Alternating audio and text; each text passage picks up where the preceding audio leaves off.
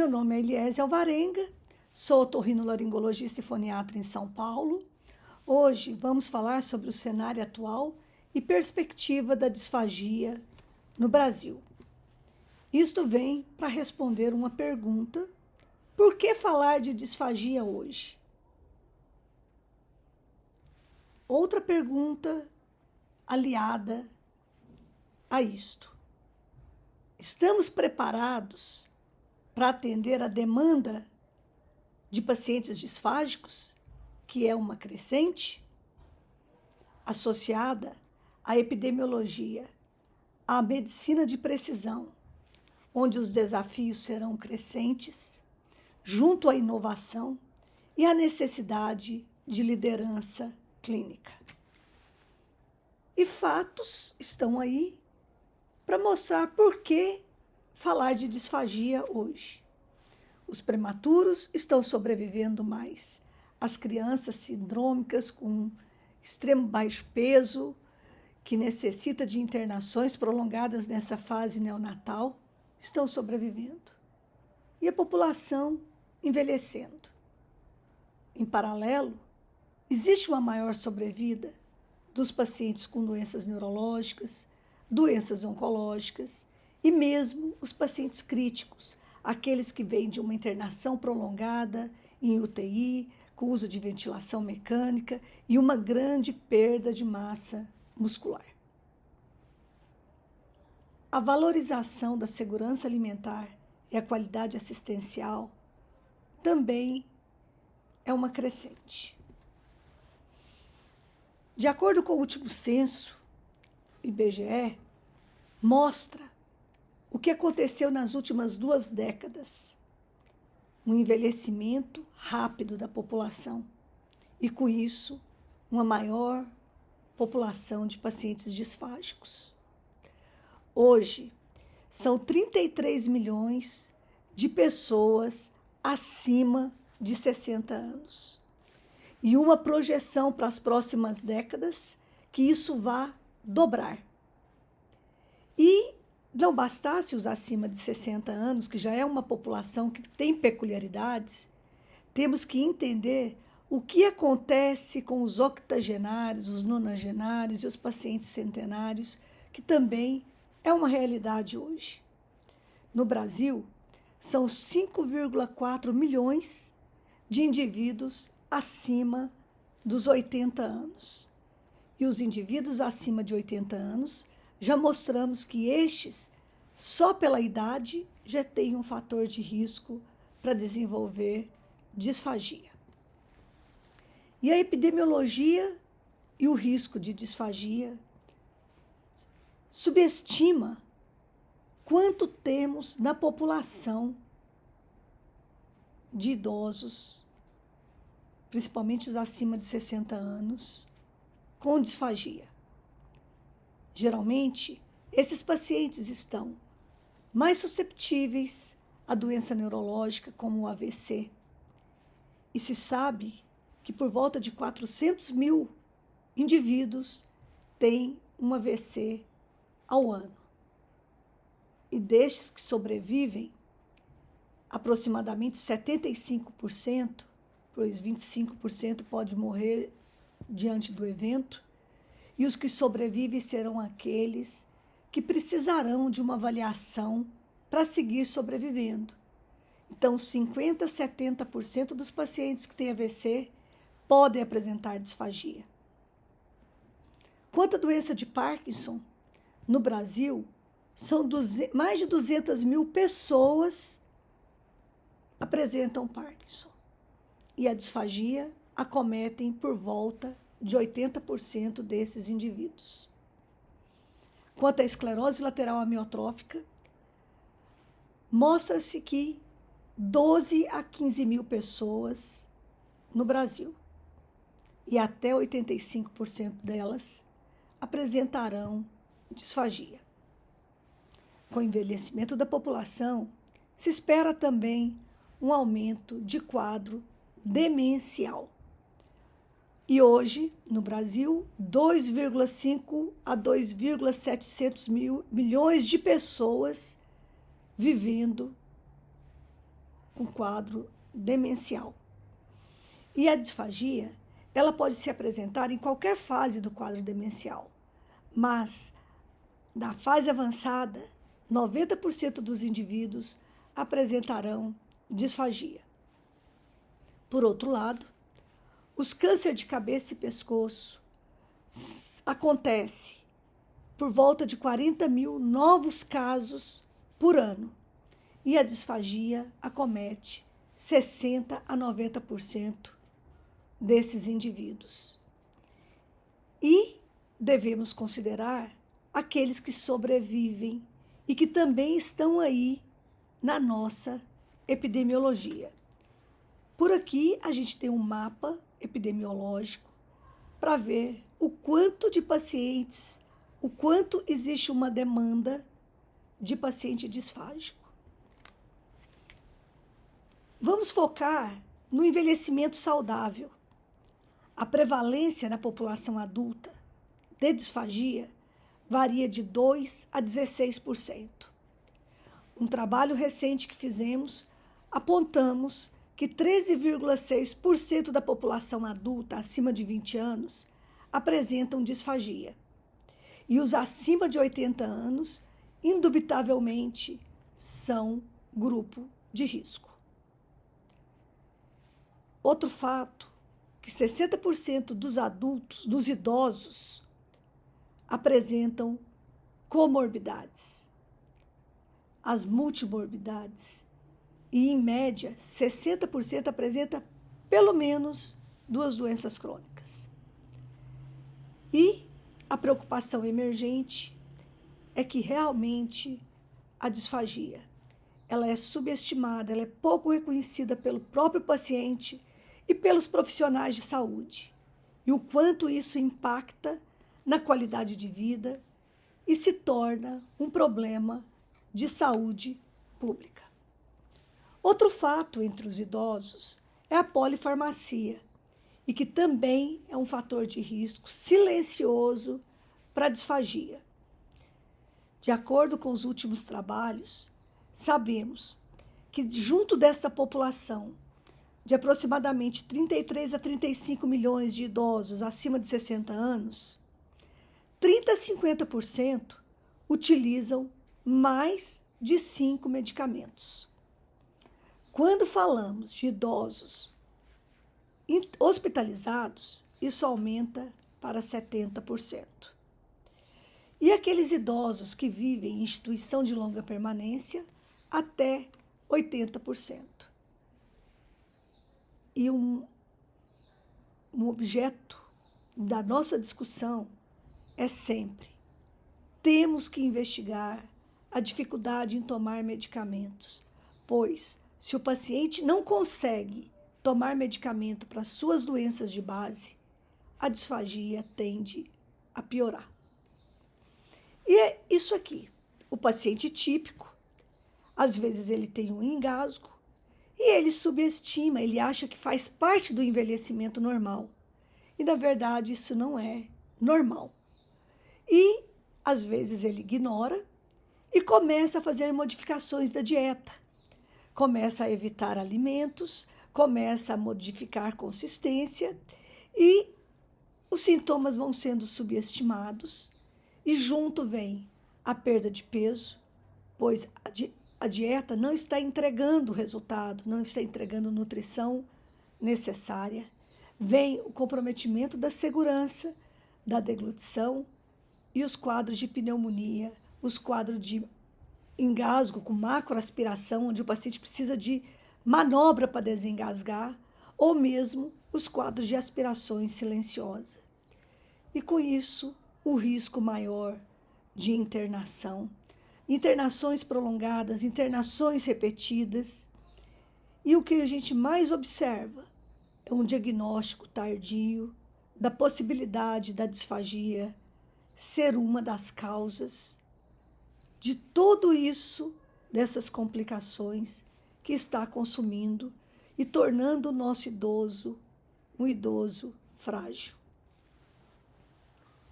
E no extremo da vida, a prematuridade, que no Brasil acomete de 10 a 12% dos nascimentos. E o índice de disfagia, ele varia muito com a prematuridade. Os extremos prematuros, que podem vir associados a internações prolongadas, comorbidades, a necessidade de ventilação mecânica e mesmo lesões neurológicas, a disfagia presente através de uma avaliação clínica na UTI neonatal até 50%. E aquele prematuro entre 32 a 36 semanas pode apresentar disfagia de 10 a 30%. E quando se associa uma avaliação instrumental, seja o videodeglutograma ou a videoendoscopia da deglutição, essa frequência, em qualquer uma das fases da prematuridade, pode comprometer 25 a 50% dos casos. E é muito importante a gente tentar uniformizar quais são os critérios diagnósticos para pensarmos em aspiração. Qual que é a idade corrigida na avaliação, porque a prematuridade ela é importante até para a gente reintroduzir, tentar introduzir a alimentação, avaliar a presença de comorbidades e os protocolos de triagem e as diferenças regionais e institucionais de como avaliar, de como cuidar dessas crianças. E o ciclo é isso. A prematuridade, essa criança vai ser mais manipulada, vão ter internações prolongadas, vão ter complicações respiratórias e muitas vezes necessidade de ventilação mecânica, às vezes até mesmo a traqueostomia, e as dificuldades de alimentação e precisando muitas vezes de uma via alternativa. Isso vai dificultando ainda mais a deshospitalização e isso vai aumentando o custo hospitalar e mesmo um risco de reinternações. E o mais importante é isso: prevenir é cuidar, e cuidar é investir no futuro dessas crianças prematuras, com mais saúde e menos internação. Importante também entendermos o porquê desse interesse crescente e muitas publicações nos últimos anos sobre disfagia. Um dos marcos, em 1988, quando Langmore, nos Estados Unidos, propôs uma forma de avaliação instrumental chamada videoendoscopia da deglutição. Neste ano, foram publicados 668 artigos, ao passo que agora, com 6 meses do ano de 2026, nós já temos quase 4 vezes mais publicações. Isto porque estamos tendo um olhar diferenciado para esses indivíduos, estamos fazendo mais diagnóstico, estamos também cuidando melhor desses pacientes disfágicos. E esse interesse crescente vem mostrar a necessidade de preparo. Nós, médicos, temos que assumir o nosso papel no cuidado do paciente disfágico. E eu gosto muito de falar que nós ainda estamos numa fase construindo o conceito de disfagia.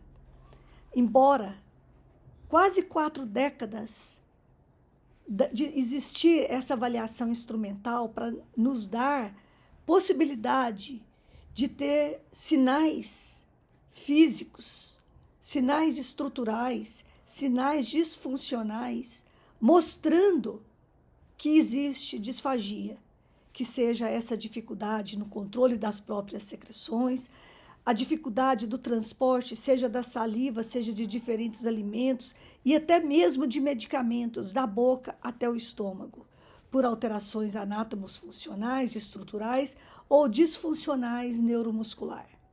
E a necessidade da gente separar um evento agudo de um evento crônico e tentar cuidar desse paciente disfágico em relação à sua segurança alimentar, em relação à nutrição e hidratação, e não esperar a pneumonia aspirativa para poder pensar na possibilidade. E lembrando que a disfagia traz a fragilidade e a sarcopenia, que são fatores que agravam o quadro do paciente disfágico. Então, a necessidade da gente entender o que é disfagia entender o paciente, a sua doença de base, para podermos oferecer, aumentar as possibilidades de ajudar na reabilitação. E o que acontece nessas 4 décadas, ou mesmo quando começou o videodeglutograma? Não existe protocolos padronizados. Existe uma heterogeneidade de paciente, como também uma heterogeneidade de serviço, quanto à triagem, quanto à avaliação clínica, quanto à indicação de exame e a necessidade de um acompanhamento ambulatorial a longo prazo e não apenas na fase hospitalar. E por isso, a gente gosta de fazer um mapa das diferentes doenças e lembrando o quanto a disfagia compromete o desfecho. Sabemos que 1/4 dos pacientes que sobrevivem à disfagia morrem no final do 1º ano por pneumonia aspirativa, muitas vezes por negligenciar os sinais e sintomas da disfagia.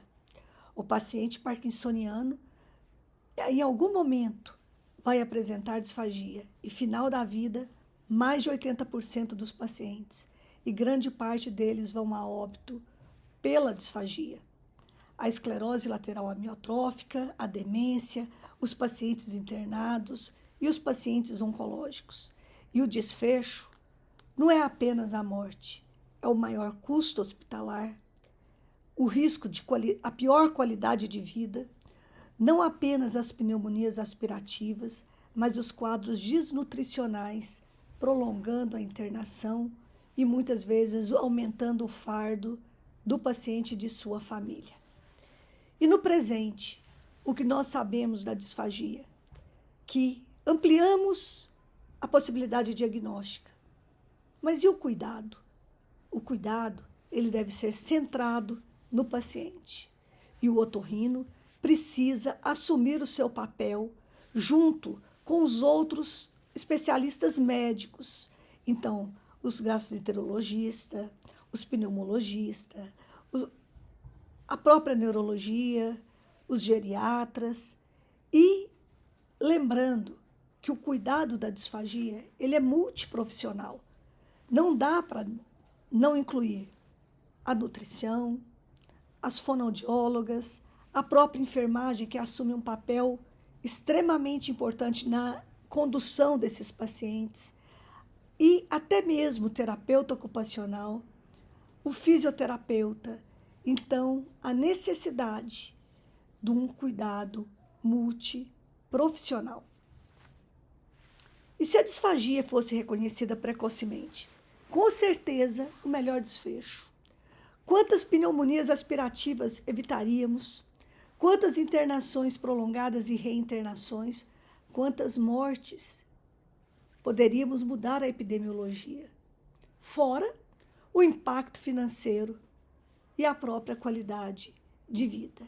Daí a necessidade de uma capacitação de vocês, otorrinolaringologistas, o olhar médico, porque o diagnóstico é subestimado. E no presente, observamos poucos ambulatórios especializados, mesmo nos serviços que apresentam residência médica em otorrinolaringologia. Poucos serviços hospitalares oferecem o cuidado em disfagia. E cada vez mais clamam por otorrinolaringologistas que tenham atuação em disfagia para poder compor a atuação multidisciplinar e multiprofissional. Existe também uma necessidade de uniformizar protocolos assistenciais e cada dia mais levantarmos as campanhas de conscientização e atenção à disfagia. No presente, o paciente disfágico requer um diagnóstico de precisão, mas mais do que isso, mesmo que você não tenha definido a causa de base dessa disfagia, mas apresenta disfagia, esse paciente requer um segmento, ele requer um cuidado. E o conceito atual não é apenas tratar a deglutição, é tratar o indivíduo como um todo, tentando preservar sempre a nutrição, a hidratação, a função pulmonar, que não é apenas pneumonia aspirativa, é a aspiração crônica, a fibrose pulmonar, que leva à insuficiência respiratória ao longo da vida. Não menos importante é valorizar a qualidade de vida e o prazer alimentar. E nós estamos aqui justamente para falar da capacitação profissional, a necessidade de ampliar o treinamento em disfagia, não apenas para médicos, mas como eu assumo o papel para médicos, eu acho que a gente tem que assumir o protagonismo dentro de uma equipe, estimulando, mostrando conhecimento e chamando, entusiasmando os enfermeiros, os nutricionistas, os fisioterapeutas e até mesmo os profissionais de atenção primária para melhor diagnosticar e melhor cuidar. E o otorrino assumindo seu papel na equipe, muitas vezes gerenciando uma equipe, porque o nosso papel ele é dinâmico, do diagnóstico à reintrodução da via oral segura e oferecendo para o paciente o que ele precisa a cada momento ao longo da sua jornada de suas doenças. E qual que é o futuro? Quais são as perspectivas dentro de disfagia? A medicina de precisão, ela busca individualizar o tratamento para cada doença de base.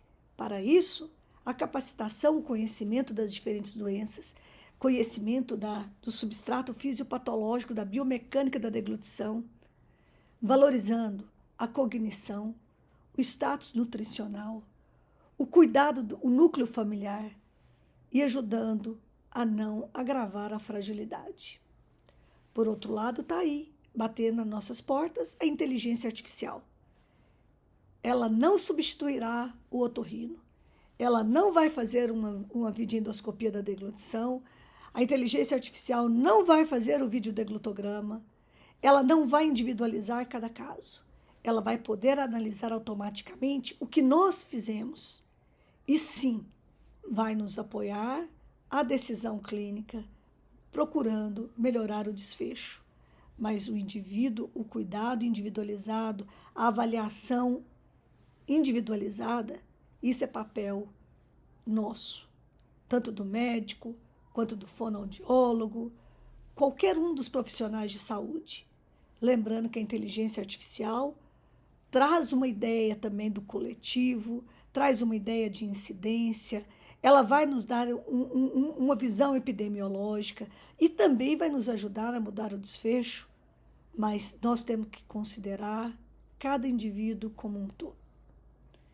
E a possibilidade, isso também é fato, a telemedicina, cada dia mais nós podemos cuidar de forma remota, podemos auxiliar os nossos colegas de norte a sul, certo? Podemos ajudar na orientação de cuidadores, podemos ajudar na monitorização domiciliar.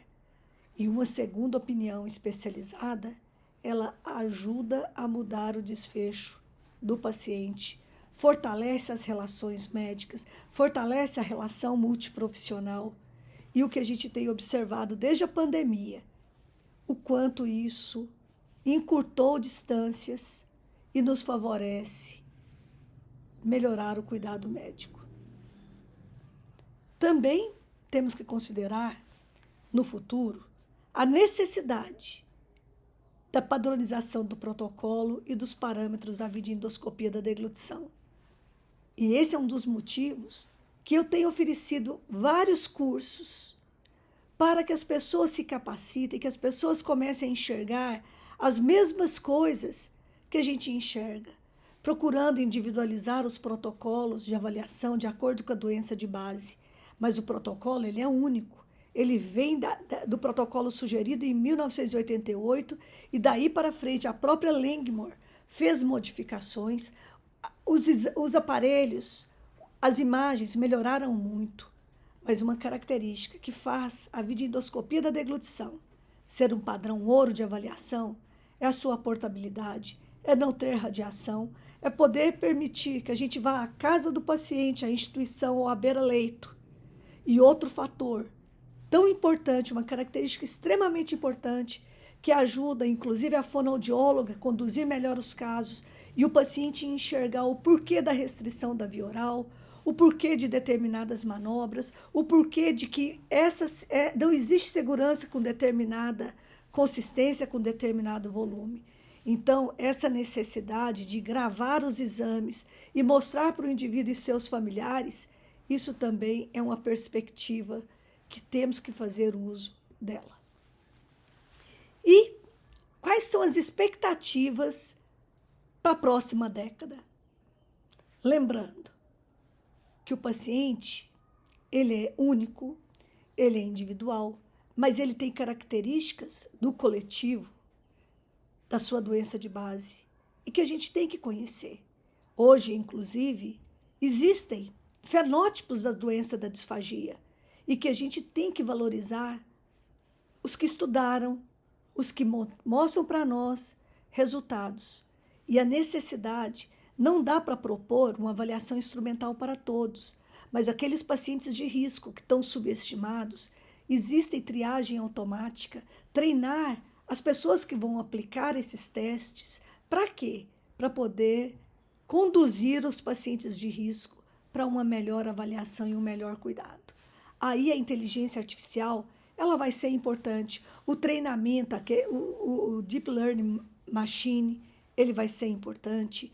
E a gente conhecer o coletivo, para a gente poder ampliar os nossos cuidados baseado em evidência.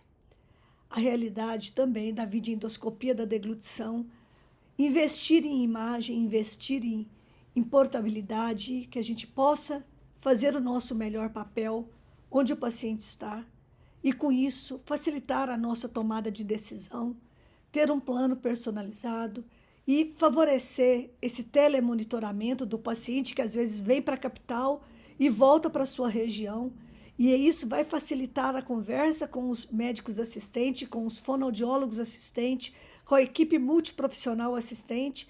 E essa avaliação multidisciplinar, multiprofissional, às vezes à distância, pode ajudar essa equipe no cuidado. Com isso, menos pneumonia, menos internação, menos gastos e melhor qualidade de vida, aliando a humanização, a tecnologia e a ciência. E por que investir em formação hoje? Porque também é fato que existe uma área estratégica da assistência em saúde clamando por pessoas que entendem disfagia. E aqui é a minha missão. Este ano de 2026, eu tenho tentado, junto com a Associação Brasileira de Otorrinolaringologia, cursos itinerantes, mostrando em todo o país que isso é um desafio, garantir um acesso equitativo em todo o país, principalmente num país de dimensões como o Brasil. E temos possibilidade, o otorrinolaringologista de norte a sul do interior, hoje ele tem equipamento, mas o equipamento não é garantia de atendimento. Grande importância é a formação científica e, com isso, fazer modificações aliada à inovação, aos equipamentos, e isso se transformar em assistência de qualidade. Essa é a minha missão esse ano. E a perspectiva é que nos próximos anos, este maior avanço da disfagia não seja apenas tecnológico. Precisamos reconhecer precocemente cada paciente e oferecer de forma individual, de forma integrada, esse cuidado, com segurança e centrado no indivíduo, diminuindo o fardo do paciente e de seus cuidadores, respeitando sempre as escolhas, compartilhando riscos e com ética. Então, essa é a mensagem e estamos à disposição. Estamos abrindo uma nova turma. Existe o link na bio que está aberta, e se tiverem dúvida no meu Instagram, doutora Eliésia, e também na landing page doutora Eliésia.